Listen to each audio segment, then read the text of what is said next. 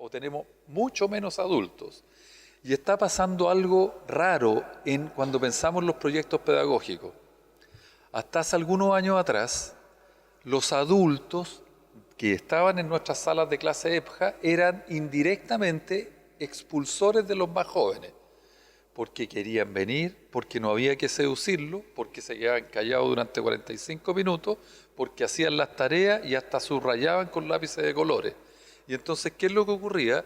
Es que los jóvenes que vienen, como bien lo dijo la profesora, con un itinerario bien castigado, porque le ha ido mal en la escuela, porque lo han expulsado, etcétera, eran indirectamente también expulsados por estos ritos escolares de los más adultos. Ahora está pasando una cosa distinta, por lo menos en algunos establecimientos que he visitado, es que los jóvenes están terminando de expulsar a los pocos adultos que están asistiendo a las aulas de clase. Y entonces cada vez la tendencia es que se está juvenizando la educación de adultos. Tenemos más J que A. Y lo más probable es que tengamos también más una excepción de niños que tengan menos de 18 años, aunque las cuotas siempre se fijan entre un 15 o un 20%, sabemos que eso depende de cómo nosotros, directores o sostenedores, leemos esa normativa, pero esos límites son siempre son un poco laxos. Entonces, no es alfabetización y no son necesariamente adultos los que están llenando nuestras salas de clases. Con todo lo que significa, es una población completamente distinta. Y eso también está generando ciertas dificultades en algunos expertos, en los curriculistas, porque piensan que ahora que estamos a puertas de tener un nuevo currículum para la EPJA, que se ha demorado, porque ustedes seguramente han trabajado en el diagnóstico, han enviado propuestas también como red, etcétera, pero pareciera ser que el currículum se quedó muy adulto y entonces, como que podría pasar lo siguiente, que antiguamente cuando trabajábamos con adultos, copiábamos del currículum de niños y entonces lo que hacíamos que era infantilizábamos a los adultos. Le hacíamos leer los mismos documentos que se hacían para los niños y utilizamos copias de lo que sucedía en mi rol de profesor diurno para niños, los transfería a los adultos y entonces la crítica era que el contexto educativo era distinto porque los ejemplos eran para niños, la didáctica era para niños, etc. Y ahora que parece que por fin vamos a tener un currículum para adultos, más o menos ajustado, estoy exagerando, pero ese currículum parece que ahora es para niños. Y entonces en 2 años más vamos a tener que hacer un nuevo ajuste curricular porque como que el público nos está cambiando nuevamente. Sobre todo si trabajan en la jornada, para aquellos que trabajan en los SELLA, los que trabajan en la jornada de la mañana. Perdón, la jornada de la tarde, que ese es donde llegan lo que yo creo que es donde llega el público más juvenil y el más difícil, porque en la mañana, los de la primera hora, para los SELLA que tienen 3 jornadas, los de la mañana son los que se levantan, entonces más fácil para un docente trabajar con esos niños y niñas y adolescentes y jóvenes que se levantan, porque hay alguien que lo obliga, entonces hay un rito que está más instalado. Pero los de la tarde no lo recomiendo mucho si es que uno no ha trabajado un buen proyecto pedagógico para ese tipo de público, porque ahí yo preferiría irme a una escuela cárcel, porque como que es más tranquila la cuestión, están más obligados, no sé, pero es otro público. Entonces, es curioso cuando uno habla del currículum, porque ¿currículum para quién? ¿Sí? Para el Sename, o sea, ahí hay docentes que efectivamente, si alguno de ustedes trabaja en Sename, los quiero felicitar, porque ahí todavía lo que sucede es mucho más complejo desde la perspectiva de un educador que está en estos programas de la EPJA. Por otra parte también quiero decir, y por eso que he insistido con Freire, porque descontextualizamos la educación, en general nuestra educación, no solo la EPJA, sino que la educación en general, le sacamos todos los contenidos sociales que tenían las implicancias. Uno, hasta que no nos concentramos necesariamente en atributos cognitivos de lenguaje y matemática, uno cuando estudiaba, es lo que decían nuestros abuelos, era para ser alguien más en la vida. Y ese alguien más en la vida tenía atributos sociales. Era un tipo que discutía, que podía estar de acuerdo o no. Había pensamiento crítico, bien lo que uno esperaba, pero uno se educaba para la liberación, se educaba para la democracia, para participar, tenía otro atributo en la educación.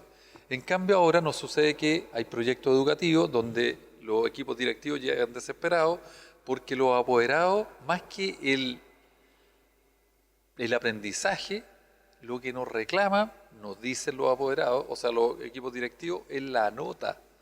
Entonces, como que la nota en el resultado se pudiera traducir efectivamente el aprendizaje. Ahora eso lo construimos entre todos. Todos, yo, todos fuimos educados para eso. Por eso que mucha gente no entiende que mis 3 hijas, porque tengo plata para poder enviarla a otro, soy uno de los afortunados en Chile, para enviarla a un colegio particular subvencionado, particular pagado, pero por opción van a un colegio público, porque le creo poco a la educación. Yo quiero otra educación, quiero educación para el amor, para mirar el cielo, que pelee, etcétera. Me gusta más ese modelo que yo creo que es el que está emergiendo, reemergiendo ahora, reemergiendo en las discusiones, y entonces con los apoderados nos peleamos porque unos están por el sí, otros por el no, etcétera. Que no pasa cuando uno selecciona por el capital que tiene en la plata el tipo de establecimiento, porque ahí vamos los mismos, ¿sí? Bueno, eso es lo que quiero explicar ahora. Esa es la introducción, que ya la hice bastante larga, es lo que quiero y ahora mostrar, que se los voy a subir y vamos a hacer un video con el trabajo, que es lo que quiero explicar. Algunas consideraciones. La primera de estas consideraciones tiene que ver con las transformaciones sociales y el rol del profesor y el rol de la escuela en general. Y nos han castigado también, y docentes hemos sufrido durante mucho tiempo, la siguiente estigmatización en general. Los profesores normalistas o los de antes, esos sí que eran buenos. En cambio, los de ahora son la mayoría marmicop. ¿Sí? Salen, bueno, ya estoy antiguo, es decir, sacados rápidamente, ya no existe marmicop, parece. Son profesores express, entonces no saben de la vida. En teoría pueden saber mucho, pero en la práctica no. No te sacan los dientes, etcétera. No es un maestro, ¿no es cierto? Pero uno tiende a pensar eso en la vida, tiende a pensar que los profesores de antes eran mejores, los médicos de antes también eran mejores. Como que todos los profesionales y los periodistas de antes, esos sí que eran buenos, como el Pelado Martínez, los de ahora, nada. Esa es una tensión que nosotros tenemos que verla, pero en realidad no sé si es tan justo decir que los de antes eran tan buenos. ¿Por qué? Porque ahora quiero mirar algunos datos sociales primero. Lo primero, que tiene que ver con la relación entre sociedad y escuela, es que, tal como dice en la diapositiva, antiguamente el control o la custodia de los niños estaba compartida por más instituciones. Entonces, y esas más instituciones también tenían que ver con las comunidades, con la lógica de la comunidad pequeña, como está acá. Como la lógica de un pueblo chico, el control y el cuidado era mucho más compartido y no estaba centrado exclusivamente, estoy pensando en esto, por el tipo de mentalidades y de población con la que tenemos que trabajar, que no necesariamente fue la nuestra, ¿sí? La de ahora vive en otra cuestión, y como somos solo jóvenes, o tenemos un 80% de jóvenes dentro de la sala de clase, tenemos que considerar que vienen con un formateo, como el formateo de los computadores, distinto. Y ese formateo le tiene menos respeto al cura, a la monjita, a la vecina que mira por la ventana, a la comunidad chica, ¿sí? Esa relación cambió, yo diría, radicalmente. El primo, las vacaciones en conjunto, que también ayudaban al cuidado y al control, yo creo que eso ya desapareció casi, porque además la economía no nos da para tener. En mi caso, por suerte me da, tengo 3 hijas. Pero de lo contrario, pero con la tercera ya lo pensamos, si es que nos daba, si es que podíamos, y la universidad, y el colegio, y etcétera. si es que va a la universidad, porque ya lo estamos dudando también. Porque para heredarles 15 millones de deuda, cuando terminen, entonces mejor juntémosle plata, le pasamos los 15 millones y hace otra cosa, una peluquería. Eh,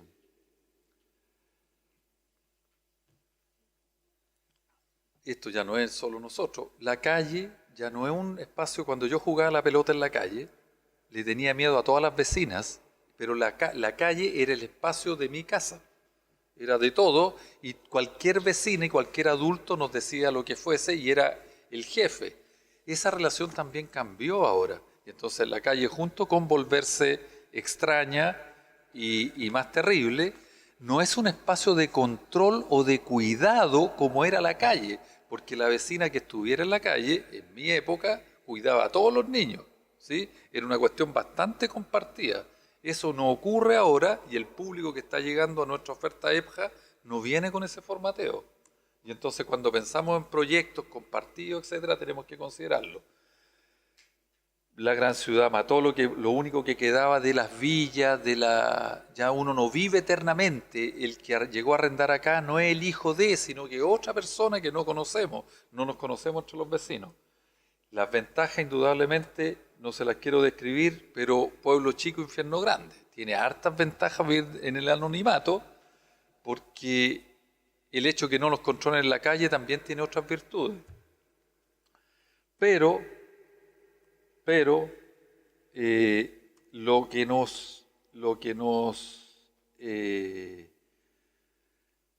la familia, en este caso, y la escuela ya no tienen a la comunidad y tienen a muy pocas instituciones en la custodia, y entonces por eso que cuando vamos a algunos contextos escolares lo que encontramos es, mira, a mí no me preocupa que estos niños no aprendan.